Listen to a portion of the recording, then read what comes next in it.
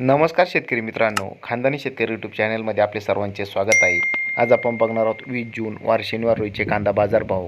मित्रांनो, जर कोणी चॅनलवर नवीन असाल तर चॅनलला सबस्क्राईब करून घ्या।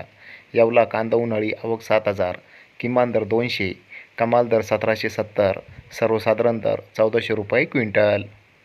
यावला अंदरसूल कांदा उन्हाळी आवक 4,000, किमान दर 361, कमाल दर 1629, सर्वसाधारण दर 1450 रुपये क्विंटल।